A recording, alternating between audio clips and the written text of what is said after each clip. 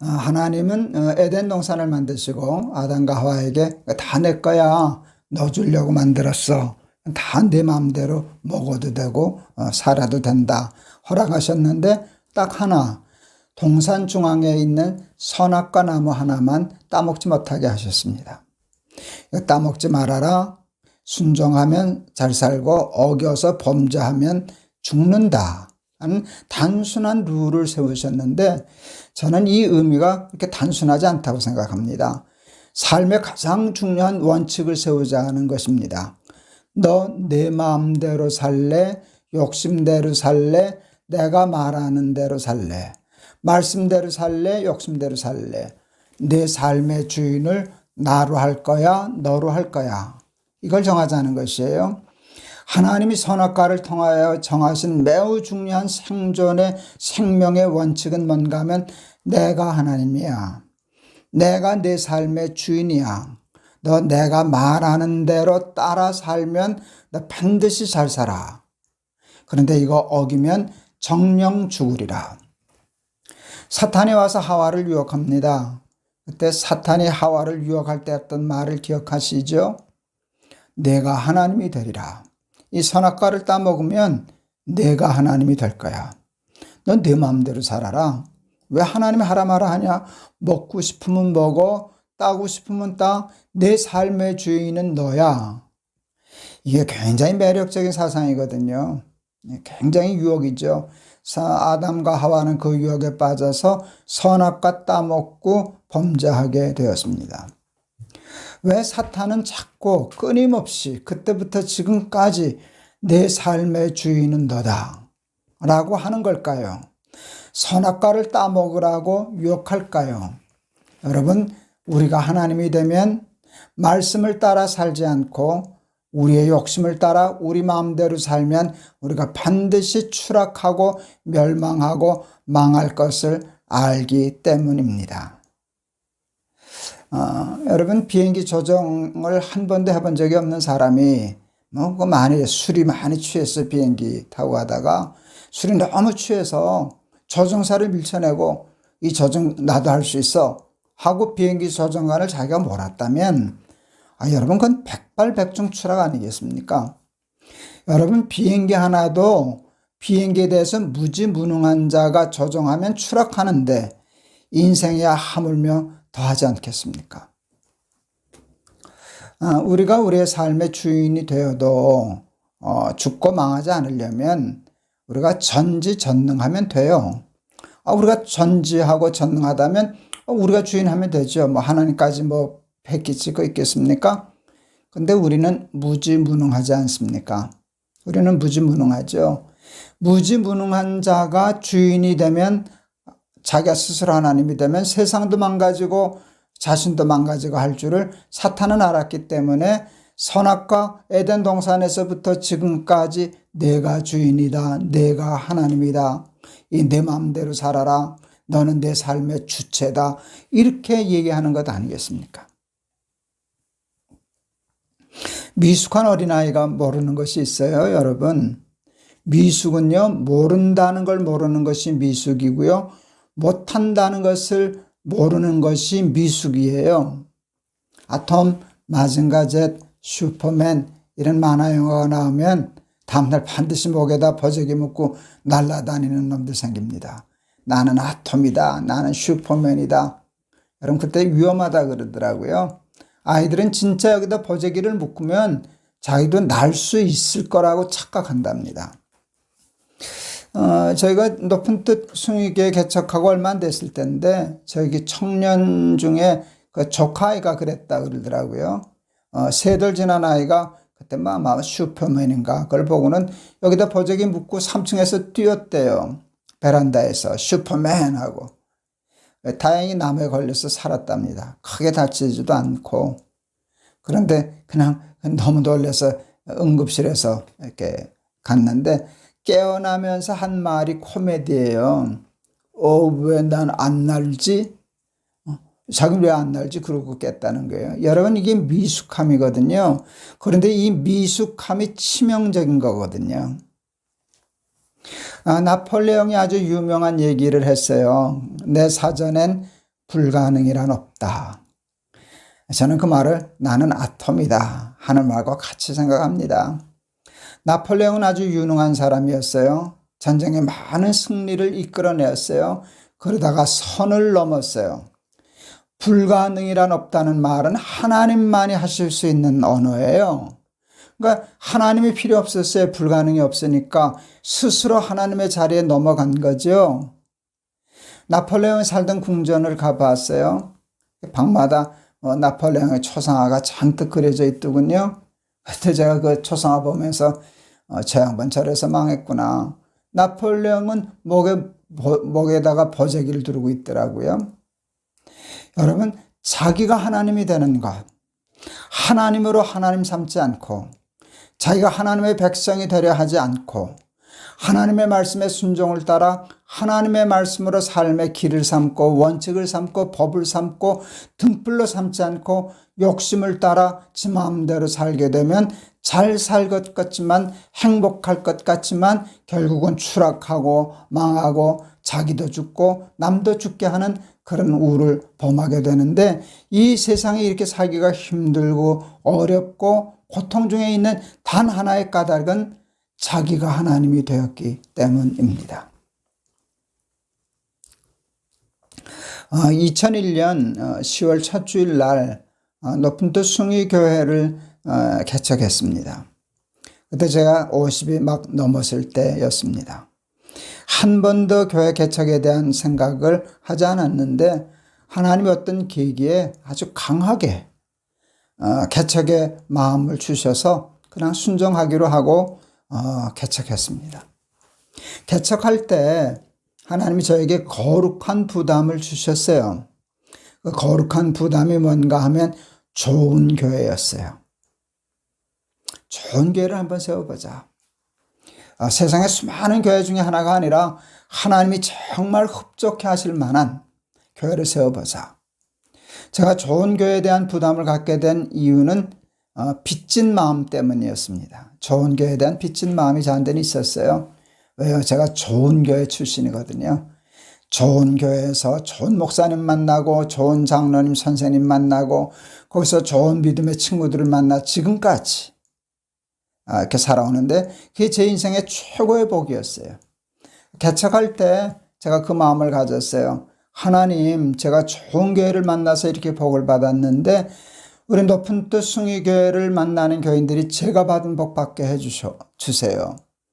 제가 좋은 목사님 만나서 이렇게 복을 받았는데 저를 목사로 만나는 우리 교회 교인들이 제가 받았던 복을 받게 해주세요.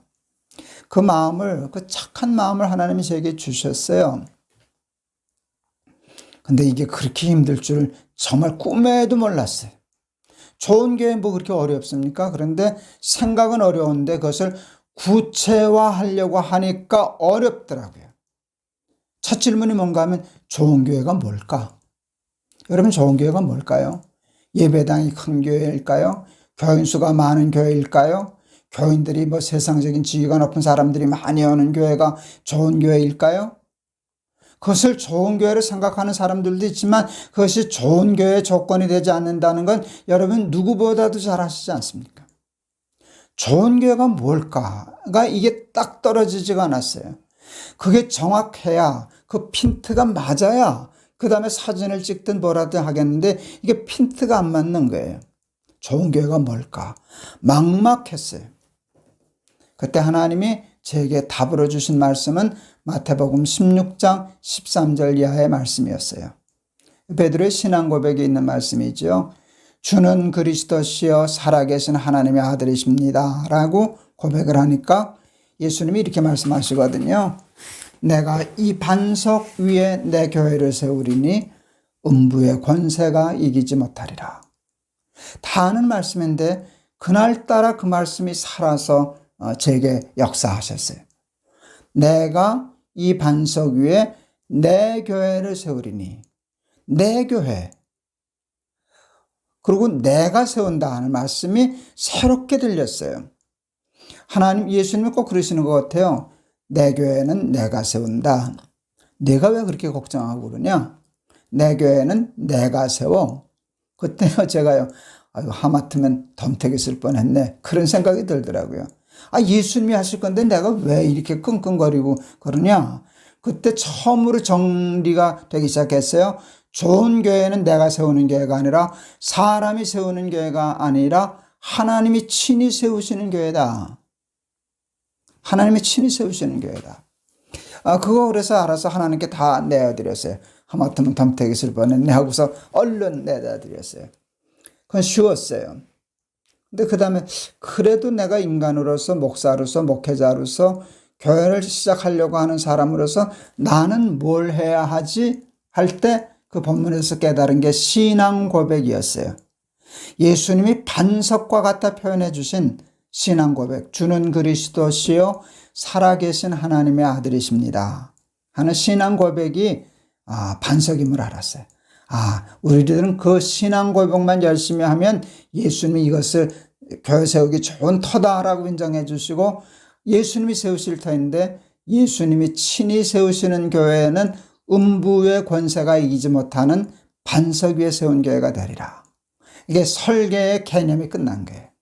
그래서 우리 높은 뜻 숭의교회는 바른 신앙 고백을 하는 교회로 만들어야 되겠다 해서 그것을 표어로 만들었어요.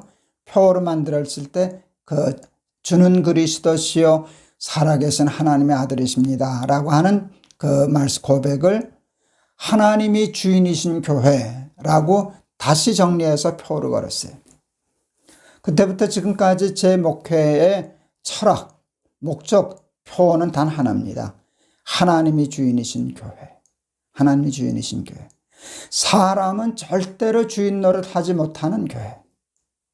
이게 높은 뜻 숭의교회를 개척할 때 하나님이 주신 지혜였습니다. 그래서 이런저런 정관을 만들고 이제 그랬어요.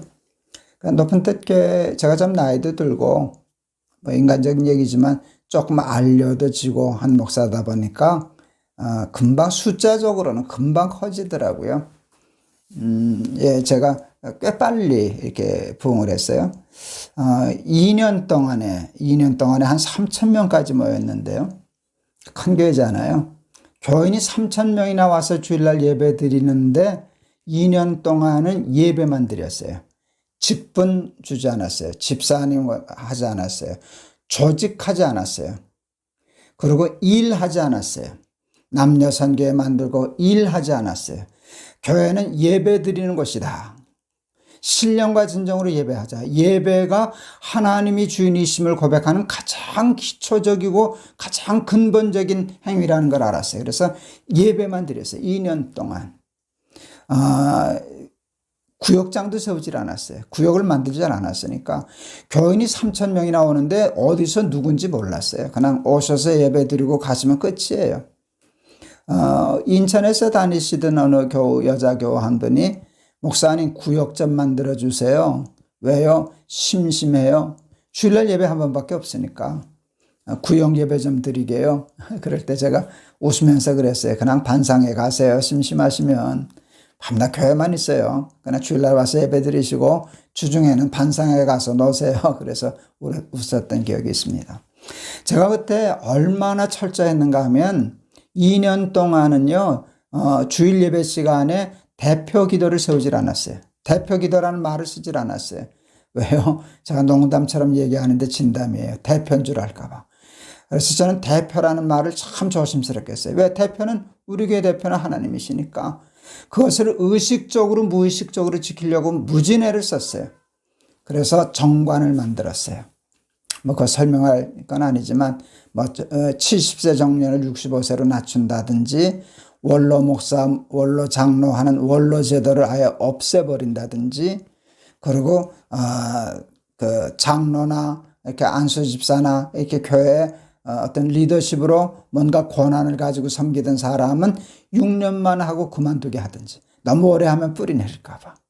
이제 그런 제도들 목사도 유럽에 있는 교회들 미국에 있는 교회들 하는 교회가 많았지만 그때 한국 교회는 쉽지 않았는데 우리 목회자들은 6년 심우한 후에 교인들한테 평가받자. 재신 투표받자. 왜요? 주인 노릇 못하게. 그 모든 이 일에 그 원리는 다 하나예요. 목표는 하나. 사람이 주인 노릇 못하게 주인으로 뿌리 내리려고 하는 모든 것을 차단시킨 것이 저에게 정관이었어요. 또 당회 권한도 좀 축소했죠. 한국교회는 당회가 3권을 다 가지고 있더라고요. 재직회가 있기는 있지만 거의 유명무실하고요. 당회가 다 당회원도 되고 또 재직회 부장도 되고 재정도 관리하고 집행도 하고 뭐 재직회 부장도 되고 그런데 저희는 재직회 권한을 강화했어요. 그 민주적인 정치에 저거는 3권이 분립돼서 견제하고 협력하고 그러는 거잖아요. 이건 어쨌든 그래서 그 모든 원리가 사람이 주인 되는 일을 방해하는 것이었어요.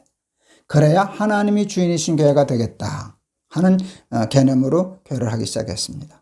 저는 성공했다고 생각해요.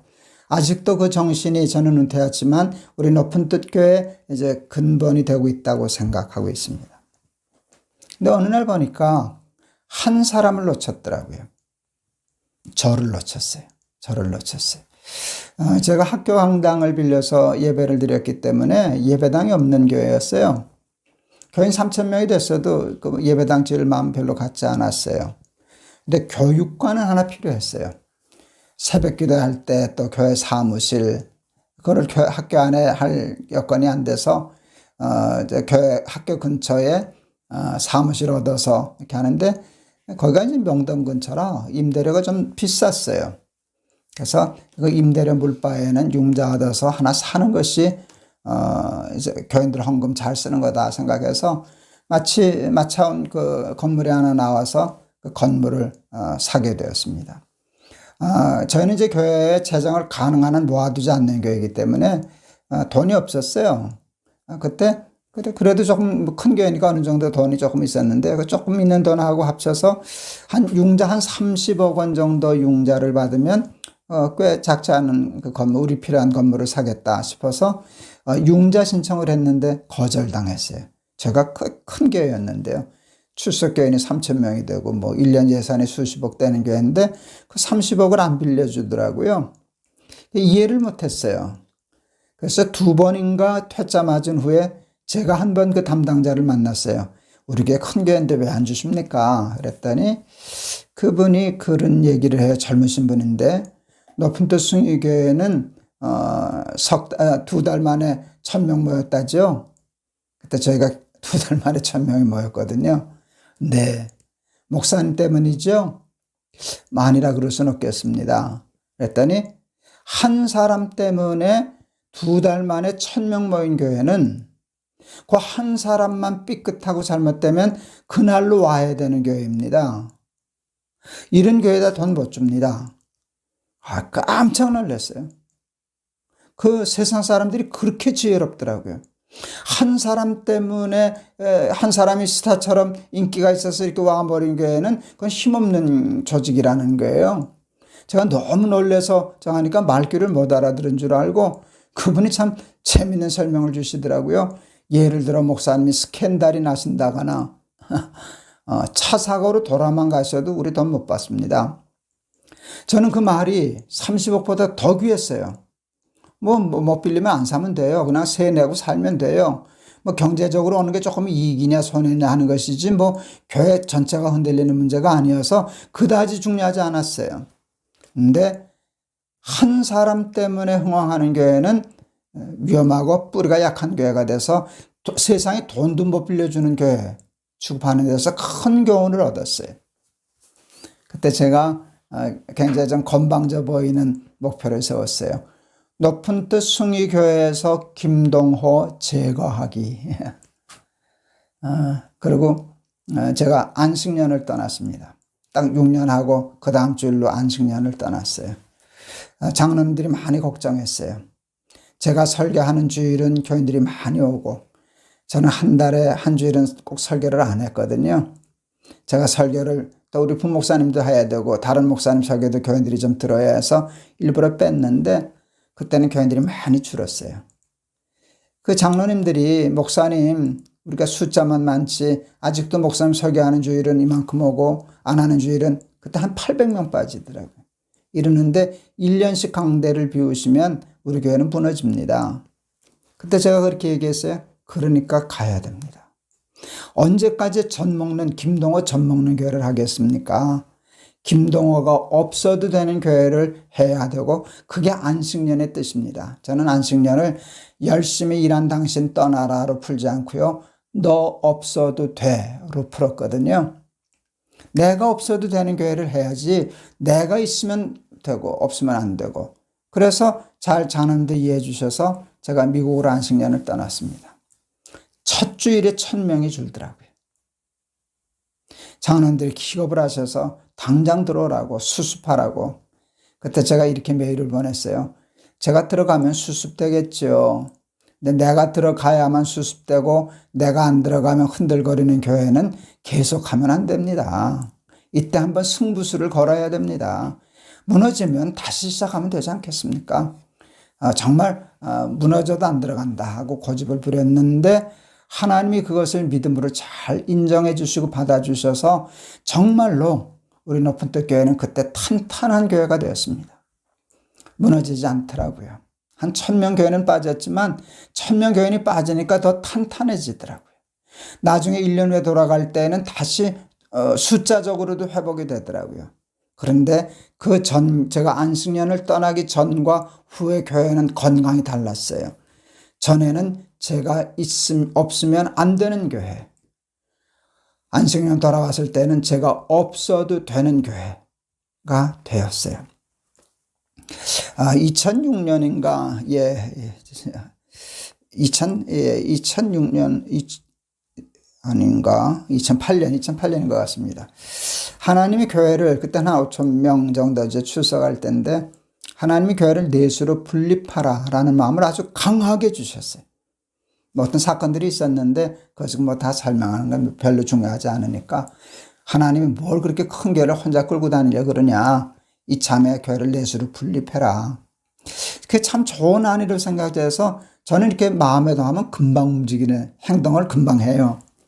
그래서 뭐 당회 소집하고 또 교인들 또 이렇게 의견 들어보고 뭐 제가 좀 고집점도 조금 부리고 그래서 교회를 넷으로 분립했어요.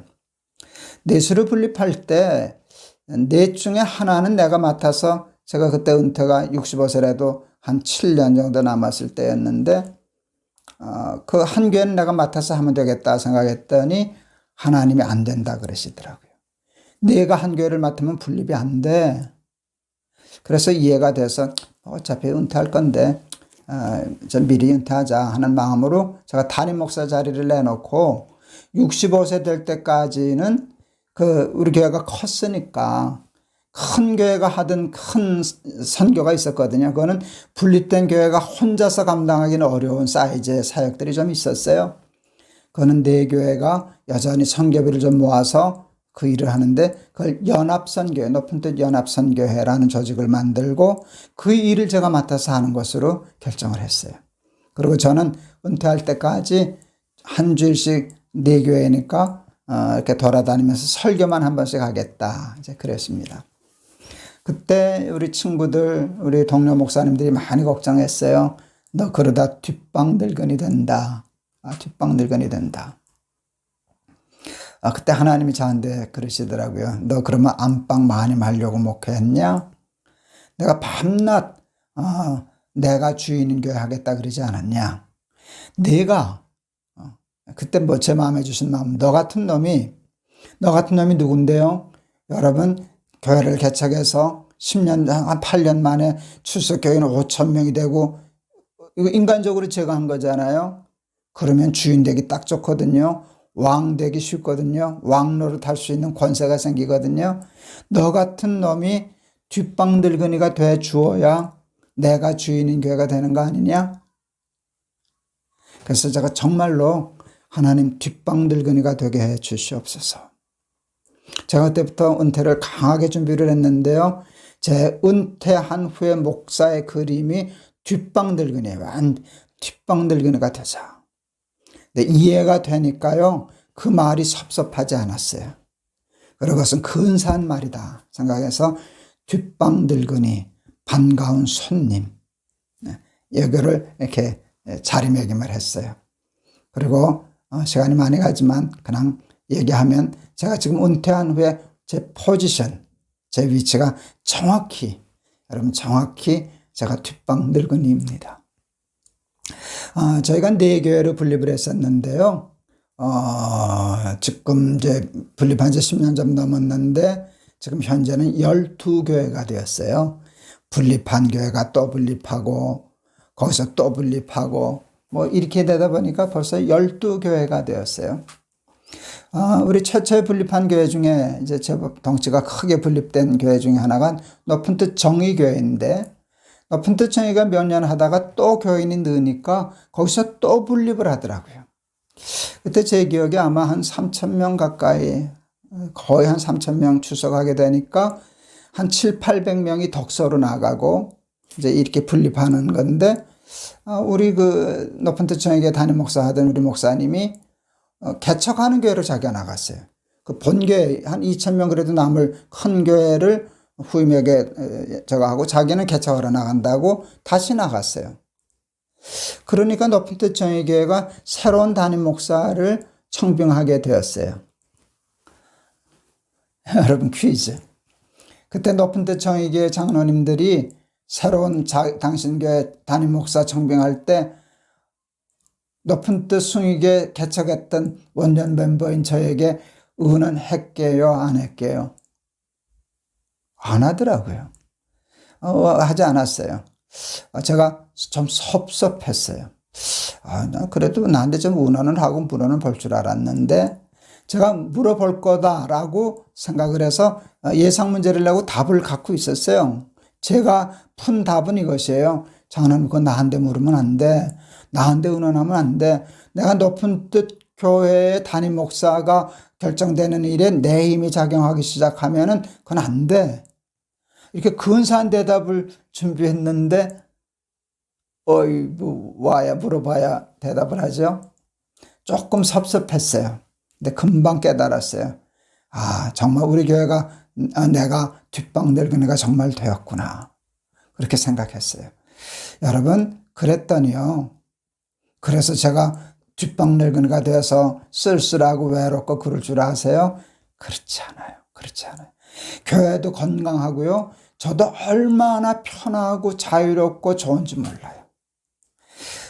은퇴한 후에 목사님들이 갈 교회가 없어서 쩔쩔매는 분들 참 많아요. 저는 이제 물론 교회가 하나가 아니고 12개가 됐으니까 또 그런 면도 있지만, 제가 주인 노릇 포기하니까 교인들이 제가 왔다 갔다 하는 거 신경 안 쓰고요. 반가워하고요. 후배 목사님들 별로 불편해하는 것 같지 않고요. 그래서 내가 참 그 하나님이 시키는 대로 이렇게 순종하고 했던 자리를 내어 드렸더니 오히려 하나님이 내 자리를 지켜주시고 명화롭게 하시고 명예롭게 하시는구나 하는 걸 깨달아서, 하나님이 주인이 되면 우리가 외톨이가 되고 뒷방 늙은이가 되는 게 아니라 도리어 이제 말씀드리려고 하는 하나님의 자녀가 되는 권세를 누리는구나 하는 것을 깨닫게 되었어요. 좀 시간이 많이 가는 것 같지만, 제가 하나님이 주인이십니다라는 고백을 하기 위해서 제가 구체적으로 하는 일은, 내가 뭘 만들고 인간적으로 공을 세운 것이라고 해도 그건 내가 아니다. 거기에 내 자리 만들지 않는 것. 내 모든 자리의 주인은 하나님이다. 그래서 자리 만들지 않는 것이 하나님이 주인이십니다 라는 것의 실천이었고요. 또 하나 있었어요. 어느 날 하나님이 제 돈 지갑에 눈독을 들이신다는 불길한 느낌을 받았어요. 찝찝했어요. 하나님이 그 돈 땅 한 뼘 값도 안 들었어요. 저 해와 달 겹을 다 하나님 거예요. 저건 하나님 마음대로 하시고 요건 내 마음대로 하게 해주세요 하는 마음이 있더라고요. 그날 제가 깨달았어요. 지갑의 주인이 내 주인이다. 이 지갑이 내 거면 내 주인은 나예요. 이 지갑의 주인이 하나님이어야만 내 삶의 주인도 하나님이에요. 자리 욕심 부리지 않으려고 무슨 애를 썼어요. 지갑에 욕심 부리지 않으려고 그건 정말 더 힘들게 노력했어요. 그래서 물질의 주인이 하나님이심을 고백하기 위해서 정말 많은 노력과 훈련을 했어요. 훈련이 필요했는데요. 가장 기초 훈련은 11조였어요. 11조가 물질의 주인이 하나님을 고백하시는 기초 훈련이더라고요. 그런데 11조를 하다가 조금씩 늘려가기 시작했어요. 여러분 이제 유럽에서 이렇게 교인들 몇 명 안 되는 교회 목회하시는 목사님들이 이렇게 경제적으로 좀 힘들고 어려운 거 제가 조금 알거든요. 그래서 이런 얘기하는 게 참 조심스러운데, 여러분 제가 한국에서 제법 큰 교회 목회하지 않았습니까? 책도 제법 쓰고 강의도 많이 다니고 집회도 많이 다니고 해서 제가 목사임에도 불구하고 재정적으로 어렵지 않지 않았습니까? 아마 제가 저한테 생기던 재정에 그냥 11조만 정직이 떼고 이렇게 살았다면 저 지금보다 한 2배나 3배 정도는 재정적으로 더 부자가 되어 있지 않았을까요? 감리교 창시자이신 웨슬레 목사님이 그러셨다는 그걸 읽은 기억이 있어요. 교회에서 주는 생활비가 얼마든지 간에 자기가 쓸 것을 정해놓고 그 외에는 헌금하고 선교하고 구제하고 그러셨다. 그래서 그렇게까지는 못해도 한번 흉내는 내보려고 제가 10년 동안 금전출납부를 써봤어요. 그리고 하나님 앞에 약속을 했어요. 한 달에 얼마가 생기면 얼마를 헌금하겠습니다. 얼마를 헌금하면 얼마를 헌금하겠습니다 하는 누진 11조이죠. 그 표를 만들었어요. 그렇게 안 하면, 마음만 하면 이렇게 흐릿해지니까. 그리고 그 약속을 지키기 위해서 10년 동안 장부를 썼었어요. 제가 제일 많이 헌금했던 때는 연말에 이렇게 다 계산이 되니까 17조 해봤는데, 그건 너무 무리가 돼서 부담스러워서 제가 제일 제 삶에 건강한 거는 저 수준으로는 절반 정도가 좋겠다. 절반은 내가 쓰고 절반은 하나님께 드리고, 이런 훈련을 했어요. 사실 제 절반은 다른 교 목사님의 온전한 것보다 더 컸을런지 모릅니다. 그러니까 자랑할 건 없습니다. 그래도 절반은 넣고 살았어요. 왜 그런 걸 했는가 하면 이 주인이 하나님이시니까. 그걸 진짜 말로만 하지 않고 연습하려고 무진애를 써서 지금도 그것도 훈련이 되다 보니까 하나님께 헌금하는 것도 근육이 붙듯이 붙어서 처음에는 몇 개 못하다가도 근육이 붙으면 이렇게 바벨 여러 번 들어 올릴 수 있는 것처럼 헌금도 그렇게 되는데, 그걸 통해서 제가 고백하려고 하는 것이 뭔가 하면 하나님이 주인이시다 라는 것이었어요. 영접하는 자, 곧 그 이름을 믿는 자들에게는 하나님의 자녀가 되는 권세를 주셨으니 이런 식으로 저는 이제 2가지 자리, 지갑을 놓고 하나님이 주인이십니다라는 제 나름대로의 신앙 고백을 했는데, 또 각자 나름대로 이렇게 고백을 하게 되면 하나님이 너는 내 자녀다, 내 아들이다, 딸이다 하는데 그것을 권세라는 말로 표현하시더라고요.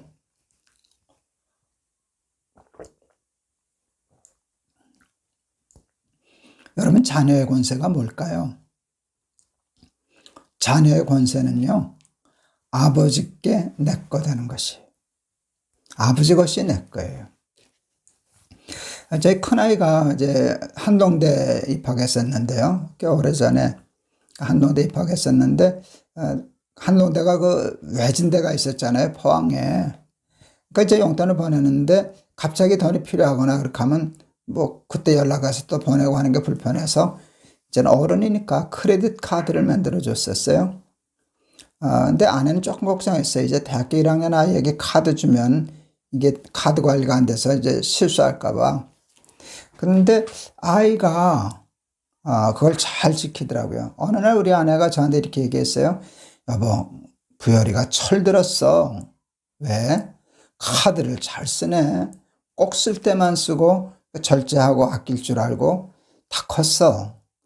철들었다는 말이 참 좋았어요. 여러분, 철이 드는 아이가 철들었다고 생각하니까 아이를 믿게 되잖아요. 믿게 되니까 아이가 카드를 어디다 썼는지 별로 신경 안 쓰더라고요. 어느 달에는 조금 많이 나올 때도 있지만 그때 마음이 뭔가 이 자식도 어디다 쓴 거야? 이렇게 되는 게 아니라 쓸 때가 있어서 썼겠지. 꼭 필요해서 썼을 거야. 그러고 보면 정말 그렇고요. 제가 굉장히 중요한 걸 알게 됐어요. 만약 그 아이가 카드 지 맘대로 굴고 가면 저한테 뺏겼을 거예요. 카드 잘랐을 거예요. 그런데 제가 아이를 믿으니까 카드를 주더라고요.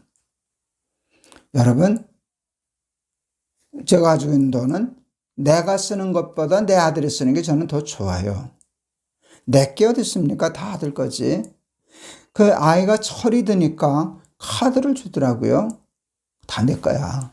너 다 써도 상관없어. 이런 마음이 생기더라고요. 그때 제가 깨달았어요. 하나님이 나를 믿으시면 하나님도 나한테 그러시겠구나. 베드로가 주는 그리스도시여 살아계신 하나님의 아들이십니다 라고 고백하니까 예수님이 베드로에게 천국의 열쇠를 주셨어요. 열쇠가 저는 카드 같아요. 열면 열리고 잠그면 닫히고 라고 하는 것인데 그 열쇠를 주셨어요. 제가 그때 그런 생각했어요. 아, 그때는 카드가 없어서 하나님이 열쇠라 그러셨구나. 요즘 얘기하시면 예수님이 이렇게 얘기하시겠다. 내가 천국 카드를 내게 주리니 내가 땅에서 이렇게 하면 천국에서도 나가리라. 그런데 그게 자녀의 권세예요. 조심스럽게 말씀드리고 싶은데 하나님이 저한테 그 카드 주신 것 같아요. 예, 자리 포기하고 하나님 자리예요. 돈에 대한 욕심 그렇게 다 버리겠습니까? 절제하고 하나님 원하시는 데 집행하려고 청지기 노릇하려고 했을 때 모든 것이 형통해졌어요. 제 삶도 형통해지고 교회도 형통해지고 그 관계도 형통해지고 자녀들도 하나님의 축복 가운데 잘 되고 제 은퇴 후 노년의 삶도 복되고 또 하나님이 아직도 저에게 뭔가 일을 맡겨주시는데 에스겔 선교회 날기새 이 일을 하는데 다윗이 나의 잔이 넘치나이다 라고 고백했을 때 저도 쓰고 싶어요. 하나님 저도요. 저도 제 삶의 잔이 넘칩니다. 여러 가지 아픔과 병도 있고 그러지만 그런데도 넘칩니다. 그것은 하나님을 주로 고백하는 믿음 때문입니다. 그 작은 겨자씨만한 믿음이라도 그 믿음을 가지고 하나님의 주인이심을 고백하는 삶을 그냥 연습하듯이 사는데도 하나님이 그것이 너무 좋아 보셔서 이렇게 목사 철들었다. 이 자식 믿을만하네 하고 하나님의 권세를 맡겨주시니까 여러분 오병이어의 기적 같은 일들이 이 요즘 세상에도 일어나고 제 삶 속에도 나타나고 나의 잔이 넘치나이다. 하늘이 뚫린 것 같은 복을 받습니다. 라는 고백 저도 하면서 살게 되었습니다. 말씀 마치렵니다. 사랑하는 여러분, 하나님이 높은 뜻 교회를 사랑하실까요? 여러분 교회를 사랑하실까요? 하나님이 김동호 저를 더 사랑하실까요? 여러분들을 더 사랑하실까요? 여러분 그런 게 어디 있습니까? 큰 어리석은 질문입니다. 하나님에게는 우리가 모두가 다 똑같은 자녀 아닙니까? 여러분 김동호가 받았으면 여러분도 받는 겁니다. 높은 뜻 교회도 일어난 역사라면 여러분 교회도 일어나는 것입니다. 그 키는 하나입니다. 그 열쇠는 하나입니다. 신앙 고백입니다. 주는 그리스도시요 살아계신 하나님의 아들이십니다. 여러분 삶의 주인은 누구십니까? 여러분 교회의 주인은 누구십니까? 여러분 교회는 혹시 사람이 주인 노릇하는 교회 아니십니까? 그렇게 되기 쉽습니다. 여러분 가정, 여러분 지갑의 주인은 누구십니까? 하나님의 것입니다. 나는 맡아 관리하는 청지기입니다. 라고 얘기할 때 여러분 우리는 하나님의 자녀가 되는 권세, 천국의 열쇠, 천국의 카드, 땅에서 이렇게 하면 열면 하늘에서 열리고 땅에서 풀면 하늘에서 풀리고 그러는 일에 증인되는 삶 살게 될 줄을 믿습니다. 정말 예수를 입으로만 믿는 사람이 되지 않고 하나님을 자신의 삶의 주인으로 온전히 영접하는 것을 믿는 믿음으로 사랑하는 여러분들 오늘 하나님이 약속하신 예수님이 약속하신 자녀의 권세를 다 누리실 수 있는 여러분들 또 저 되시기를 바랍니다. 제가 한번 기도하겠습니다. 하나님 아버지 하나님 감사합니다. 오늘은 이게 스위스에 멀리 떨어져 있는 우리 교민들, 우리 사랑하는 교우들 연합하여 드리는 집회 첫날입니다. 영접하는 자, 곧 그 이름을 믿는 자들에게는 하나님의 자녀가 되는 권세를 주셨으니 오늘은 들었습니다. 듣고 내일은 실천함으로 하나님 내일부터는 훗날부터는 이 말씀의 증인들이 되게 하여 주시옵소서. 예수 그리스도 이름을 받들어 기도하옵나이다. 아멘. 여러분 감사합니다. 오늘 설교는 이렇게 마쳤고요. 내일과 모레는 이렇게 줌으로 이렇게 여러분 제가 얼굴을 보면서 이렇게 설교할 수 있을 것 같습니다. 내일 또 뵙겠습니다. 감사합니다. 여러분 사랑합니다.